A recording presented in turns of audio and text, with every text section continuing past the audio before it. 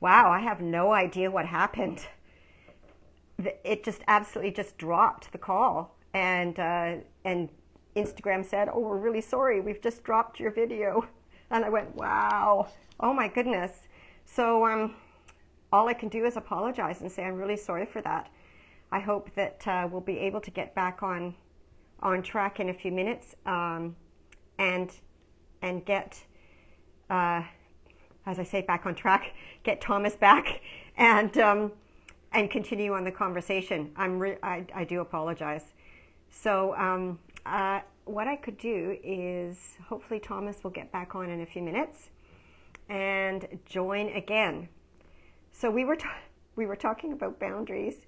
I don't know if the first half is going to have been lost now, which I kind of assume that it has.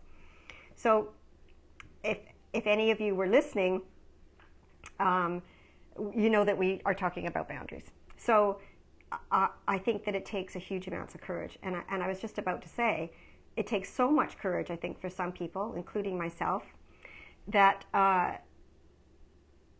my heart pounds. Like, it's like the weirdest sensation when I know I've got to go and talk to somebody. I'm just letting my heart pounds, but I have to be really brave to do it. And I know it takes a lot of courage for a lot of people. Thomas, Instagram just dropped the call, so I don't know I whether we know it will. did. I know, which I've never had happen so far. We'll Maybe send to, we'll send Instagram some love. yeah, like, hey, maybe they were setting a boundary. Oh, I love it.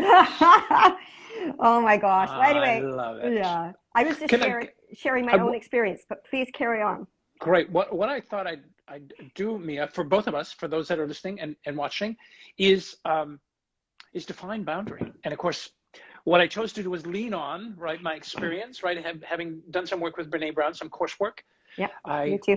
yeah, I leaned on it. I know you did as well. And I remember in Rising Strong, Yes. Brene talked about the acronym BIG, right? Boundaries, integrity, and generosity. And of course, I like thinking of it as a kind of a boundary building sandwich, if you will. The filling, boundaries come from an understanding of the behaviors that are okay and not okay. And of course, that's a quote from Brene, boundaries, what's okay and what's not okay. Mm-hmm. It's a start, it's a hard stop on what doesn't feel good, right? Our intuition, our gut feelings, the stuff that brings up resentment for us. It's saying no instead of yes. It's the filling that you decide in your boundary building sandwich. It's your choice, it's your boundaries. And then the I love bread. that. Yeah, the bread. Integrity is the self-respect and accountability factor that keeps our boundaries in place, right? Integrity keeps us honest. It shows that you also respect boundaries that other people have. It's the bread that actually holds the sandwich together. And of course, the spread in between, which is always important for me, is generosity, is coming at a situation with the perspective that everybody's doing their best, and so are you. And of Yeah. course, the sandwich wouldn't be the same without, right, whatever it is that you want to put in there, because, I mean, whether it's mustard or mayo, right, the boundaries aren't the same unless we recognize others are in a similar process with us, and where they're coming from, and we can actually communicate with them generously. So setting clear boundaries is a form of self-care. It really ensures Yes. that our yes and our no, right, to the appropriate things are respected, right?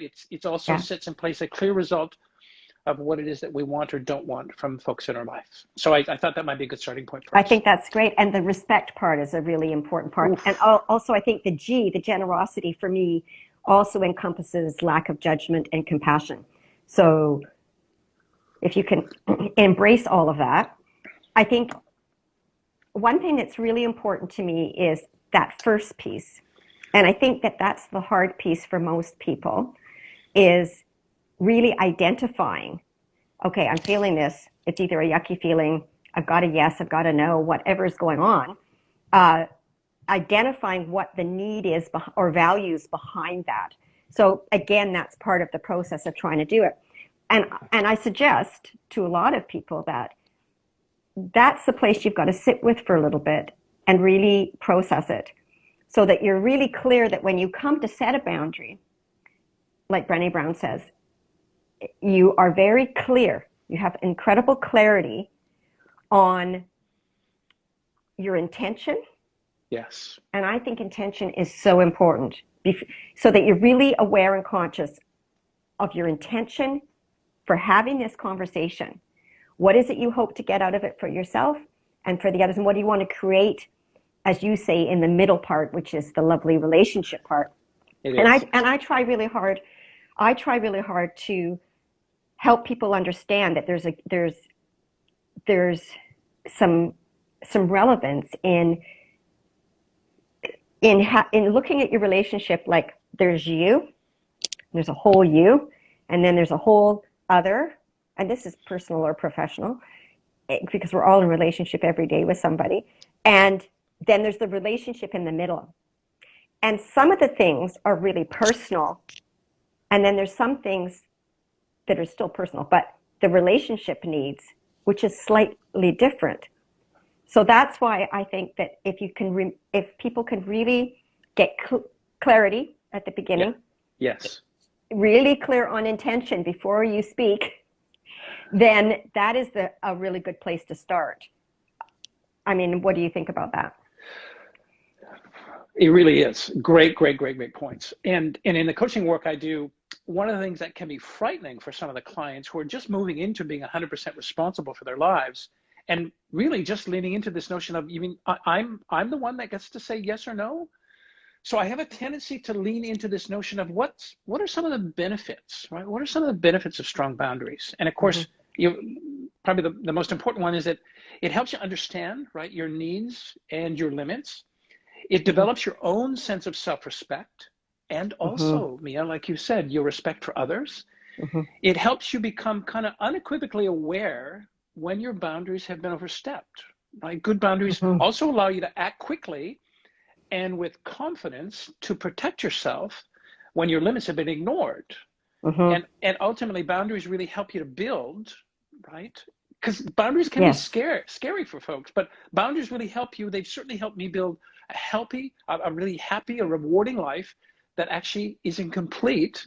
And this would be certainly something you would with your values, right? Exactly. And that's really the whole point. And I also really like to say that people go, ooh, boundaries, they sort of have this this negative thing. But setting boundaries with people love is offering the gift of yourself. And if you know how to set boundaries and say why, you're actually describing yourself.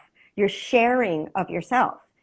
And I believe that setting boundaries, if that's what you want to call them, I don't really like set a boundary. It sounds really, because, it's give and take. But setting a boundary is a loving act. It's a loving act for yourself. And so I think it is, in a lot of ways, love in action. I remember my very first counselor. I was 21 years old, and she just was explaining stuff, because I needed stuff explaining, was that children, people, humans, need boundaries. It gives them context. It makes people feel safe. And that safety is one of the strongest human needs that there is. So she described it as, if you're going across a bridge and it's not got no rails, imagine the anxiety, and it's a one lane. Imagine the anxiety and the stress you might feel about falling off. So setting boundaries is that safe container. So I hope that, I really want to honor and respect that a lot of boundaryless people, like myself, when I was younger, have become that way because of trauma, because their brains have been wired that way through their experiences, which are not always good. However, part of that personal growth and becoming empowered is to learn how to say no to things. And but I do want to just honor that can be really difficult for people, and that's what I know that you, as well as myself, that is what we help people with a lot of the time. Is that I love to call myself an empowerment coach, because that is what I help people learn how to do. And through feeling empowered and accepting their own needs and values and honoring those and respecting them, as I said, then they can move into that place where it's not a scary thing to set a boundary once you get some practice at doing it. It's like, oh, okay, that feels better. So I love what you said about the benefits. What are the benefits? Well, Yeah. And the analogy you used about that really narrow bridge, and of course, knowing that or thinking that, right? I mean, it might not even inspire anybody to actually begin to walk on that bridge, let alone be able to do the work while they're on the bridge. And of course, yes, in reality, boundary setting for me was difficult because I really thought if I set a boundary, right, you wouldn't like me or you wouldn't love me. of course. Well, that's the underlying, that's the whole, or you're going to be in trouble. Yes. And for me, I don't like to be in trouble, like with somebody. So absolutely. Yeah. I get that And a lot. you talked about, and of course, in reality, the boundary setting for me enabled me to be more compassionate, enabled me to be more empathetic, but most importantly, Mia, more present with myself and certainly more present with somebody else when I could say to them, here's what's coming up for me, right? Because setting boundaries isn't always easy, but it begins with me knowing what my limit is and being comfortable to state that and ultimately land on that no that will have somebody go, okay. Because of course, boundaries can be a physical boundary, right? They can be a material boundary. No, it's not comfortable for me to think about lending you money. It could even be a psychological or an emotional boundary that we've got to be aware of, because all of those complexities come front and center in a healthy relationship, right? We need to be happy on our own to begin with before we can actually begin to think of what it is that the other person in our life really wants or needs. Well, absolutely. I really respect what you're saying a lot. And I hope that people can understand the value in terms of what you're offering, because it's not always an easy thing to do. And then when you learn how, you realize that it's creating intimacy with somebody. It's authentic. It's vulnerable. And as we all know, after that incredible, vulnerable TED Talk that Brené Brown did, which really just was mind-blowing to me, it was like, oh, so get all that. That I think that we all know that to be in a healthy relationship, you do need to be able to be vulnerable. Very true. However, you also need to learn how to be able to set boundaries, so that does create the safety for that. Now, I learned something really quite interesting about boundaries. I think it was a couple of things. In my second marriage, my husband was boundaryless too, and I always kept saying, well, why didn't you just tell me that? That was my big line. But he didn't know how, and he wasn't courageous, because he would go to that place of, people aren't going to like me, or they're not going to love me if I say no. So In that was case, hard. my wife isn't going to love me. That's the story, perhaps, that he made up, right? Exactly. And so that really was like, very, very not a good, it was not a good dynamic in our relationship. But the thing that I really learned, that I just actually said to my youngest son the other day, I said, I thought when I learned how to do it, I actually was very good at it. However, you can set a boundary all you want. And you can be clear and respectful and compassionate and collaborative. And then if somebody doesn't want to do that and they just ignore it, they don't respect it for whatever reason, then you're kind of hooped, because you've already expressed your boundary. You've already said that this is a no-go area, or it's a line in the sand, and the other person's ignored it. So what I learned was that if there was no follow-up in terms of consequences for that, and that's a whole nother thing. You can set the boundary, but then it's like, are you going to give that person time to think about that? What is it that you're asking them that you need to have different? And then if they don't, how are you going to follow through? So good point. Yeah, it's a very good point. So it's like, you can express your boundaries, you can set, your lines in the sand, but unless there's follow through, consequences, and agreement about that. Yes. I mean, for a simple thing, let's just say I wanted my husband to go for counseling with me because of some of these dynamics. However, he said, yes, of course, I understand, but then would never show up to do that, would never agree to an appointment. So I had to set a boundary around, okay, within the next 6 weeks, this is what I need. And if you don't do that, then I had to come up with something that would, that was a consequence, because it's like children. If there isn't a natural consequence, it's Adlerian philosophy. If there's no logical natural consequence for things, it's kind of human nature, not you, because you're special, but it's very human nature sometimes if the other person doesn't agree or want to do that or respect that, to not follow through. What would you suggest to people, end up in that boat?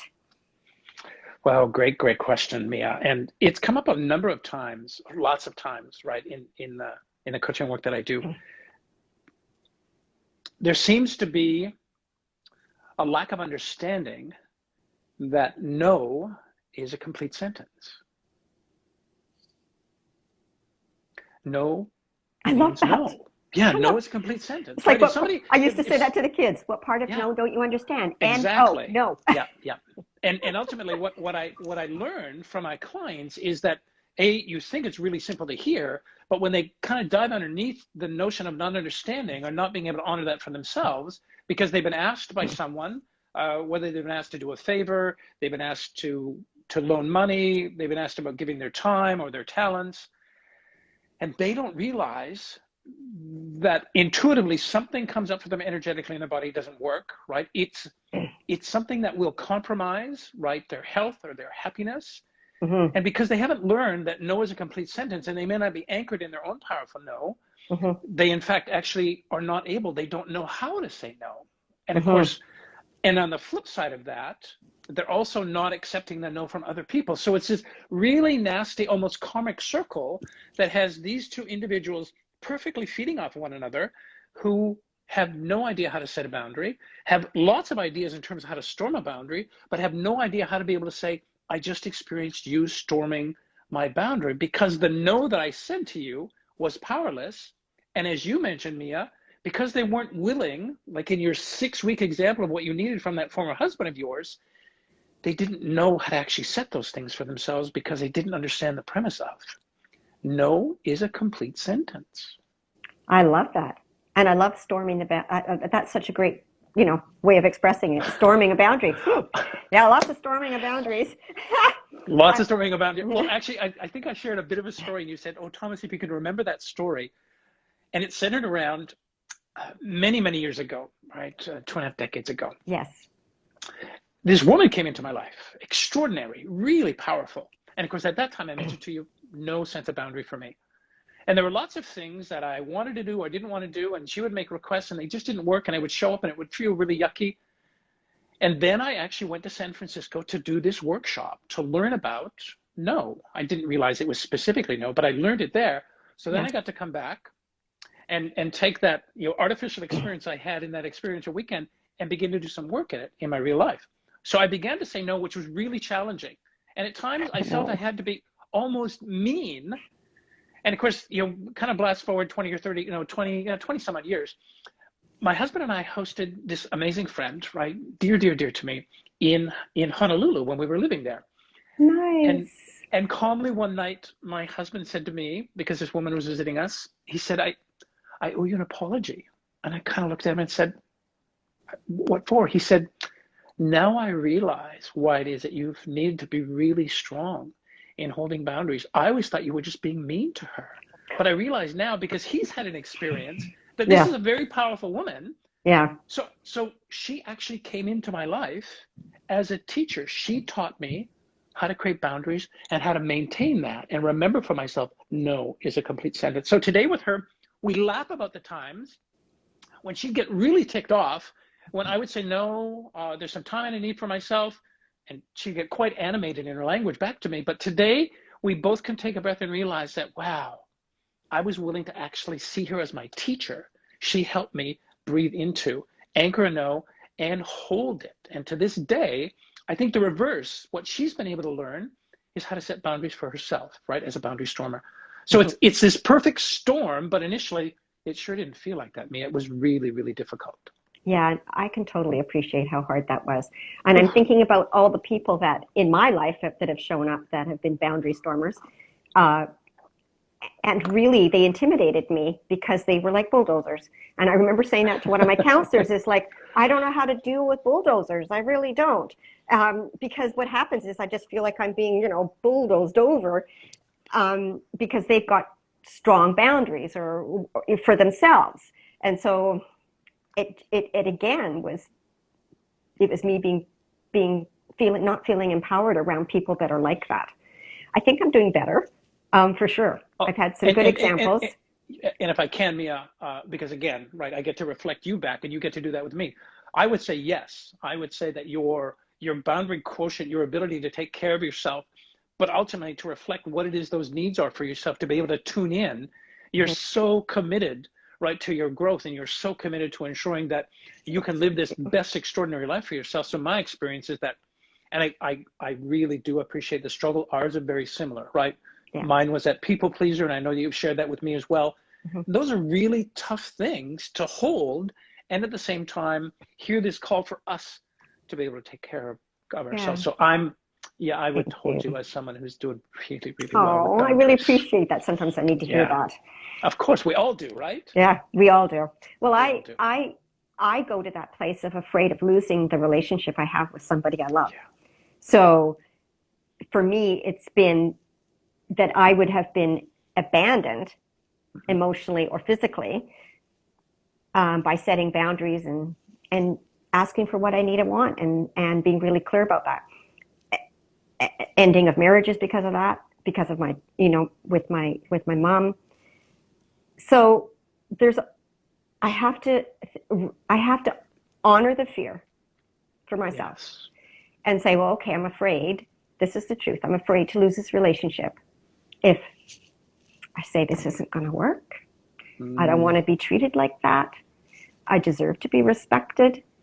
I'm not angry. I'm not, that's the thing, is you don't want to turn into a boundary stormer yourself to try to get your needs met. And I always felt that a lot of the time I wouldn't be heard unless I was loud and adamant. And it was like, why do I have to do that? And I don't do that anymore. I just get really clear on my intentions, what I need. I express it. And I think the biggest part of this is, and I want you all to really hear this, is you are not responsible however someone else takes that. yes. We can't not do something that's important self-care, that's about who we are authentically, and worry when we've spoken with compassion, we've spoken collaboratively, we've spoken with lack of judgment, only about our true selves. We can't be responsible for how that other person is going to take that, and it's really important to not be enmeshed in the relationship to the point of codependency, so that you're then worrying about how the other person is going to take it. You can't be responsible for that. And I think that's one of the biggest rules about setting a boundary, is recognizing what you're responsible for and what they're responsible for. And like I said before, love is a gift of oneself. So, and that includes being really clear. Very true. As I kind of move through some of this work, both in therapy and in the coaching work, me as client with coaches, I remember getting a sense of wanting to tell a truth. And of course, this was to a coach, and it was a dynamic that wasn't working for me. And all kinds of things came up, right? And I Mm. remember finally telling that truth, which was setting a boundary in terms of just an expression that this coach that just didn't have for me. And it was quite simple. And I would eventually learn to undo it for myself. But this coach, who was a woman and really powerful, but this coach would use a term with me that would completely have me feeling powerless. And I needed to speak to it. And the term, Mia, was dear. Yes, yes, How, dear, I hear how, you. how did that impact you? Like, how did the Well, what deer? the dear, I mean, it brought me back to being a 6-year-old little boy. Uh, My friends used to say to me, so they meet my mom, and they would say to me, does she call everybody dear? mm, And then I began to notice, first of all, so it was a huge trigger, right? So this coach became my mom. So I got to do that bit of work, but not with that coach. I got to do it in some therapy and be able to bring it back. But ultimately, my therapist said, because it was really a great bit of work to do, because what my mom would use, right, to storm a boundary, when I would, for the few times I would set that for myself, she would use, now, dear. I see. So that was a big trigger Yeah, for it you. was a huge trigger. And ultimately, in being able to have this conversation with a coach, which was really uncomfortable, my therapist said, Thomas, if your biggest concern is that you won't be loved or liked by your coach, can I gently remind you of something that I invoke in my life when I go to set a boundary? And it was simply this. And as you were talking, it came to my heart and my mind, and it was this: what you think of me is none of my In business. business. I love that. And that allowed me to take care of myself, right? Allowed me to take care of Mm-hmm. myself. And eventually my coach stopped using that terminology, which was really great. That was a big, big boundary for me, Yeah. particularly because I mean, I love to be the good client, right? And I'm sure you have them too, where they'll do all the right things so that they have this great relationship with their coach or with their therapist or counselor. But ultimately it was one that was really challenging. Yeah. So what people think of you is none of your business. If it is that notion of setting a boundary around, I'm not going to set it because I'm afraid I'm not going to be liked or loved. Mm-hmm. Absolutely. I think that's also, it's really important to own that as well when you are Yes. setting the boundary, is that this is your stuff because they haven't done anything wrong. No. They're just be like, because I think I sometimes use, sweetheart or honey or, words, but that was a trigger for you. And so I think recognizing and owning that, being responsible for yourself for that and not putting it on the other person. So that's an important part about boundaries, is the boundary has to be about you and not about the other person, in terms of, yes, there's something going on that's a trigger for you, whatever it is, but we don't want to make them wrong. No one likes to be made wrong. People can hear you better Yes. if you're coming from a non-judgmental place. So I think that that's an important piece, is the responsibility piece.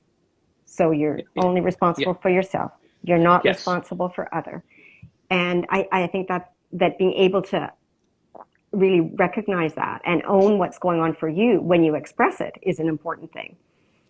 And being able to begin to establish, here's some considerations for this notion of considering to establish boundaries. First of all, and you had a great example of it. You took a breath, you tuned into your feelings, Mm-hmm. right? You began to consider what your limits were. You began to consider what you could tolerate. And ultimately it was what made you comfortable, what made you uncomfortable. Resentment might be a huge flag if that's coming up, right? Yes. It might be a good reason. And of course, it's simply a sign. If a red flag's there, it's a sign that we're pushing ourselves beyond our own limits because we feel guilty or someone else is imposing their expectations or values on us. But ultimately, feeling uncomfortable or resentful is a sure sign that your That something boundaries are is being crossed. Exactly. Yes. absolutely, Yeah. absolutely. And any of those resentful, all the feelings that are underneath that, which we talked about during anger, was that anger usually is what shows up, but it's resentment, or it's feeling hurt, or disrespected, or all the more vulnerable, unlovable, unworthy feelings Yes. that are coming up at that point. I actually had I did a little bit of Googling, and I found this thing called setting boundaries, and I thought it was really great. Mm. And it even said, what are some things that you can say? So, no is a full sentence. I love that. And that's something to be really aware of. However, a boundary in terms of explaining it to the other person, I think, is really important. Now, we're going to discuss this a little bit more next week, too, in how to communicate, how to actually really communicate. I mean, everyone goes, oh, communication's everything. But we're going to actually talk about communication, the absolute steps for how to express a boundary, how to express even something positive. It's really important, so that it comes across, like, as you said about Brené Brown, no, not judgmental, compassionate, that you're really clear. So we're going to discuss more about that. But I kind of love this. So they were simple lines. So it's a no with a little sentence. Things like, I'm not comfortable with this. I can't do that for you. This is not acceptable. They're very clear. Like, that's a clear line. Please don't do that. that doesn't work for me. This doesn't work for me. I'm drawing the line at, not at this time. I've decided not to. I don't want to do that. And those can be really hard, I think, sometimes to say to people, like, or if it's an invite, or it isn't always about big traumatizing things that people are doing. It's even answering things where you want to say no because you don't want to do this, or you don't want to do that, or you're not, as you say, not lending money to you, things like that. I'm not having this conversation while you're yelling and screaming at me. It's really great. And of course, part of what I mentioned before, when you tune into you can, what's coming up for you. You can hold that and know it's about you. And then the next step, right, is sometimes we need to be really explicit in establishing and maintaining a boundary, especially with people that may not understand where we're coming from, right? And it's not my job to explain why I need a particular boundary. It's my job to be able to let folks know that I need to establish a boundary for myself, because of course, and why you need to establish and it. why, yeah, because the no is still a complete sentence, right? I don't need to explain what's behind it, right? I didn't need to explain to my coach, and I didn't choose to explain that the trigger was my mom and all that kind of stuff. I needed to be very clear about, dear, just doesn't work for me in terms of how it is that you reference me in this coaching. And it was great. So leading into and being aware of what you're doing, and then becoming really direct. And those one lines are really helpful, Mia. Really, really helpful. Absolutely. I know that I've been upping my game on setting boundaries with things like what you're talking about as well, that like kind of, I can just feel them. If somebody says something or calls somebody a certain thing, it's a yucky feeling. And I say, look, we're not going to use those words here. Never. It's just not going to happen. And learning how to define my principles and my values as well. It's so true, Mia. It is so true. And also to give yourself permission, right? Setting a boundary is giving yourself permission. It really requires a healthy dose of love to you. It's almost kind of radical self-love, right? When you set boundaries, you may fear the response somebody's going to have. You might feel guilty. You might doubt your decision. But ultimately, if that person that you're trying to explain that to, right, expects you to say yes, that might be somebody who's a little bit toxic in your life. And it might be somebody you might want to consider, maybe the boundary is not the greatest bit of work I need to do. Maybe I need to kind of look at whether or not this is a relationship that works for me. Absolutely. Absolutely. Because there's all those other things that are behind it. Yes. It's so true. And like you said before, and I think you intimated that creating boundaries is a terrific form of self-respect, right? It's essential in our relationship with ourselves. It's essential in a relationship with other people. It's a way for us to give ourselves permission to do some beautiful introspection and make us a priority, right? Choose you. Choose you. Absolutely. Well, and not only just a priority, but that you value you. Oh, boy, that's such a great statement. It really is. You value you. Yeah. Yeah. And I value me. Exactly. So I think that that's a really important thing. And I think so I think then when you can get to that place, it can create that fierce confidence that you need in a way, and fierce courage. I love those words because it really, what was it you posted yesterday? Oh, instead of saying, what is it, the fourth? You said, may the fourth be with you. You said, may the fierce be with you. And I thought, yes. Well, and that was an homage for me, right, for the women in my life. Because, of course, when I think of, and of course, I was living in the States at the time when a U.S. senator was essentially shut down by some yucky GOP, but it was this notion of her choosing to be fierce and persisting. And when that came up, I had this flood of amazing women, and Mia, I included you as one of them, where I suddenly realized what is more powerful in my experience of women is not force, but fierce. Because, of course, the choice to be that first and be able to set a boundary, I just thought was spectacular. So although it was kind of tongue-in-cheek, I thought to myself, this goes out to, and continues and always goes out to, and it reminds me, you remind me, Mia, that if I can choose to be fierce in my life, I'm going to be able to set a boundary much, much easier. So that was the premise behind it. Yeah. Oh, I just loved it. I thought it was fierce. May the fierce May be the with force be you. with you. Absolutely. And of course, my boys are agree. May the fourth be with you. You know, it's a Of big girl thing. course. But I love that. It was really good. Well, I know that a lot of clients that this is the essence of a lot of work that we do. It especially, well, you know, it doesn't matter. Individuals or couples, whatever is going on. This is the And work, actually, their work. can I just drop in there for a moment because I'm Yeah. curious, and I bumped into doing a little bit of research. Are boundaries today, Mia, in a more traditional role, and it's changed completely. I completely get that. But are boundaries a little bit more? Are they routinely a little bit more difficult for women? With a focus on being the caregiver, with the history of that, and yes, it's absolutely changing. But do you think it might be more challenging for women to be able to set a boundary for themselves where finally they're being able to say to their partners who might be opposite sex, so it might be a man if it's a woman, it might be a woman if it's a man, but ultimately, in your experience as a woman, do you think boundary setting might be a little bit more challenging for women? I would have to say yes. And I think that's also historically the way society has kind of set us up. And that women who set boundaries are really clear, we get labeled for being What's the a label, Mia? What's the label? When you choose to be strong and clear, go ahead, Mia, say she's a bitch. it. She's a She's a bitch. bitch. She's a bitch. Yeah, Yeah. which in my experience She's of some women aggressive. that, She's yeah, aggressive. She's a exactly. bitch. You Yeah, know, she wears the yeah. pants in the family, and it's like, whoa, whoa, whoa. Wait a minute. So I think that And it's man, it's that whole called patriarchy, right? That has this, I yes. mean, this notion of this male's view is the best.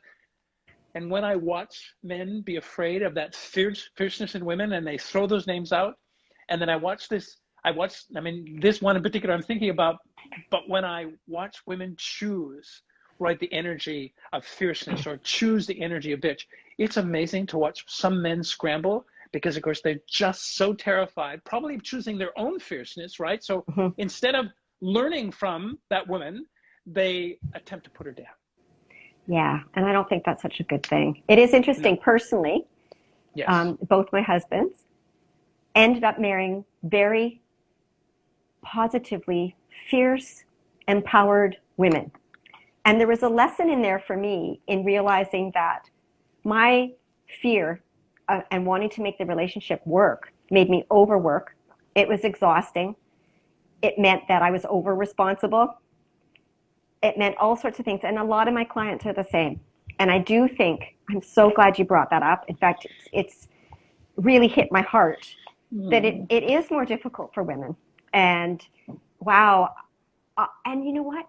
I really admire some of these young women because, of course, I'm in a generation where that was kind of not what we were supposed to do. We were supposed to be nice little girls, not set boundaries, not be fierce, and not be adamant. I think my one husband said, "You're like a Jack Russell Terrier.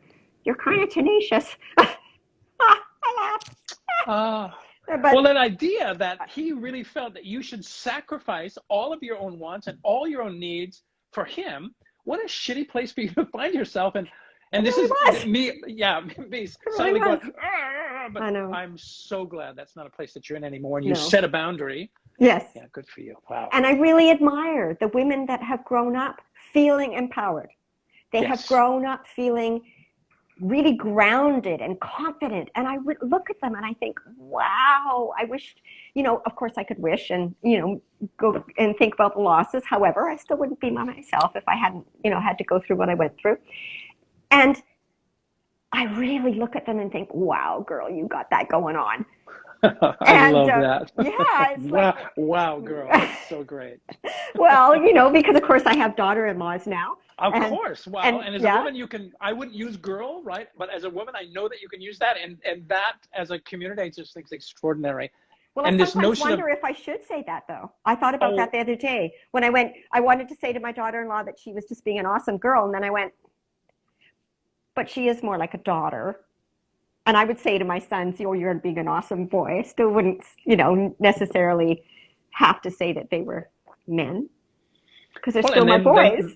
and they could set a real great boundary with mom to say, mom, I'm not a They boy, I'm a could. man. That's Or their two, daughter-in-law, responsibility. that's Yeah. their responsibility. Exactly. They don't like it, they can tell me. And that is the Perfect. thing is is setting a boundary also requires knowing that the person that you can do that with, they don't have to be safe depending on the boundary, but if it's an intimate relationship, there is also what I discovered was that I wasn't respected, and that I really needed that. So we all want to have that. And so setting a boundary is a good test for that.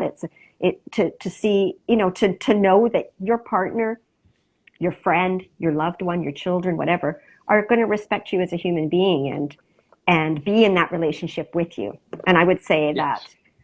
I've experienced it not working, and I've experienced it really working well. And that person would go, no, I'm not going to listen to that. I'm going to still do it this way, which means then I have to make a choice about whether I want to be in the relationship, which is what you said. And of course, Yeah. I don't sometimes want to make that decision. I hear you, and it's why I've leaned on, right, every caring professional I've been in front of, Yes. counselor, therapist, coach, they've all talked about the emphasis and the importance of self-care. And I think Yes. now I realize why, because prioritizing ourselves, prioritizing me will teach me to recognize and honor what my needs are, right? I don't partner with people that read minds. I don't know what anybody else does. So when Exactly. when my own needs are taken care of and I choose to be responsible for them, I have this energy, this peace of mind, and this capacity to be more present in my life and certainly be more present with Yes. other ones. Because how can we expect people to value us when we don't value ourselves enough to set and hold comfortable boundaries for ourselves? So I think it's time, and especially, Mia, and thank you for affirming the thought about women. It's time, especially for women, to stop compromising and sacrificing not only yourself but And your worth apologizing. and And apologizing apologizing. and your values connected to that. So wow, wow, Thank wow, you wow. for Yeah, that, it's Thomas. about, you're Well, so welcome. it was very brave of you to bring it up because it's you are it's a big part of it, I think, socially for women. I agree, and we're at this age where some of these young people they've grown up feeling empowered. People, lots of people haven't, and so with clients, it is the work that we do, learning to be empowered, and I think that. It's a huge gift to me to be with people when they go through this process and learning to honor themselves and ask for what they need and want and be really clear about that and then end up being in healthy relationships. And that's It, the it, whole point of what I that's the do. whole point, right? And likewise for my own relationship, but it isn't this matter, because initially boundaries for me was, it's not about being rigid and unchanging, right? It's being able to choose what needs to change for me, what serves me, and ultimately what serves my base of values, right? Yes. So it's not being unchanging and rigid. It's about being clear about when something impacts that for me, and then being able to find my voice and be able to say. And I oftentimes I use a really gentle hand Mm-hmm. for a no, because it's tied into the process I learned in San Francisco, right? To the perpetrator that would come to me, I didn't have it, but I learned, and that wasn't the experience after that, which was great. But most times, my husband would probably say to you, yeah, Tom, I know, because this will come, right? It's really gentle. This Mm-hmm. comes with my no, because it reminds me this is really important work for me. Yeah, I love that. And I Thank think you. you made a really good point a few minutes ago, which was, I think when I was younger, I had somehow this weird expectation that my partner, my husband, and other people would know what I needed and wanted. And and so the mind reading part is, let's be really clear. The reason you need to set boundaries is because other people can't read your mind and they don't know you as intimately as you do. You're the Very only true. person who knows you intimately. And so no one else can mind read. So if you can kind of remember that, then any conflict over boundaries doesn't actually have to escalate. And I think that that's a really important part and that's what we're going to go over next week, is really how to communicate that. When you're communicating it effectively, this intimate knowledge you have about yourself, about what you need, value, and your principles, and all of those things, it just means that you've gifted that to another person. And it Oh, is a gift. what a beautiful point. And to that, I'd add, Mia, this notion of, and I breathe into this whole time, I remind myself, right? I'm capable. I'm strong. Yes, I'm incredible. I'm enough. I'm enough. Yes, and I am So, lovable. So mine is I am yeah. lovable. The unlovable. Yes. Yeah, I A lot hear of you. a lot of coaching I did around with at choices. I told you about that a few weeks ago. Uh, was around that particular notion is that if I feel like I'm lovable, then everything is going to go well. If I feel unlovable, then I'm going to come from from the back foot, from that place of that. And I think that's apologizing. Don't be assertive. Don't say what you need and want, all of that. And I don't want to come from that place anymore. I want to come from the fact that I am lovable and able. And that's the whole thing that next week will be about, which is about being able to express that. And I really hope we're going to have a fun conversation about that. Now our first part actually stopped, which was really a shame. Okay. So I'm not actually really sure how much longer we have because we started it after again. So I'm going to say, let's just be careful with the time only because I don't know what's going to happen after they already booted us off the live. That makes sense. So what boundary would you like to set around time? What I would like to say is I don't want to lose it. So Okay. why don't we just wind up and have our last 2 minutes or last 3 or 4 minutes, because I'm pretty sure we'd be safe doing that, and just kind of wind up what's important about boundaries and how we feel about this. And if there's anybody there, I just always want to say to you, please ask some questions if you feel that there's anything you want to know personally. If you don't want to ask it here, please get hold of Thomas or myself to talk about boundaries. It really is probably the essence of the expression of who we are. And that's why we need to feel empowered. And that's why we need to know ourselves really well. And that's the work that Thomas and I do, that we've been through ourselves personally, but that we also bring as therapists and coaches. So, and you remind folks that we continue to do that work, right? I'm bumping every into week, circumstance every all day. the time where I realize, wow, isn't that interesting? I chose not to set a boundary, right? And Brene Brown echoed that to me when I was doing a little bit of reading. It was this notion of daring. She says this. She says daring to set boundaries is about having the courage to love ourselves, even when we risk disappointing other folks. Yes. And that's really hard to do because a lot of us are raised with that notion that you have to please your parents, you have to please your partner. And so then that's where the people pleasing piece comes in. And so, yeah, it is daring greatly. And I love that book. And I also really love Rising Strong. I highly recommend it. It actually is a book that has a whole premise really around what we're going to discuss next week around communication. She just uses slightly different language for each chapter, but it's the same strategy, the same skills that you need to be able to express yourself. And I think that next week will be really powerful in terms of really, really chunking down how you express good boundaries, how you express your feelings and your needs. Very true. Yeah. Very true. I'm excited. I'm looking forward to it. Yeah, so am I. So that was just really quite intense. And It was. It was intense. And also that I know I'm still in the process of figuring out how to express a boundary based on what happened last week. So I'm still going through that and what that looks like and will sound like when I actually have to do it. So it's a good reminder. All these things are good reminders personally, and how to do it, and also what to bring to my clients as well, which is always very true. Is very it's good. So, same thing. That notion of I think we can only do this work. Let me own it. I can only do this work with other people if I'm doing this work for myself. So absolutely. This today is a great reminder about kind of what I've come through, what I'm committed to, and I'll bump into, right? Although somebody might hear me as somebody who knows all about boundaries, believe me, there are times where I don't have a clue what they are, particularly when I'm not able to set them for myself. And that's what's so humble about this kind of work. And it's this joy of knowing that, wow, I'm not done. And I'm okay with that. I'm completely okay with not being done. I don't think we'll ever be done. I think it's continuum. You're so right. Yeah. It's continuum. Yeah. So we'll discuss a lot more about how to actually tap into our feelings and our needs. And we'll go in much more depth with that next week. And I think that you guys will find it very, very valuable. So I think we should sign off because I'm scared of losing the video, based on what happens. So I'm going to love you and leave you. And thank I you will so do the much same for thing. joining. And Thomas, thanks again for being here to be a great sounding board and give great information. And I just love connecting with you. You're just awesome. So, mwah. Goodbye, everybody. You're most welcome. Goodbye, everybody, and we'll talk to you next week. Yes, absolutely. Okay, see you soon. Okay. Bye, Thomas. Bye.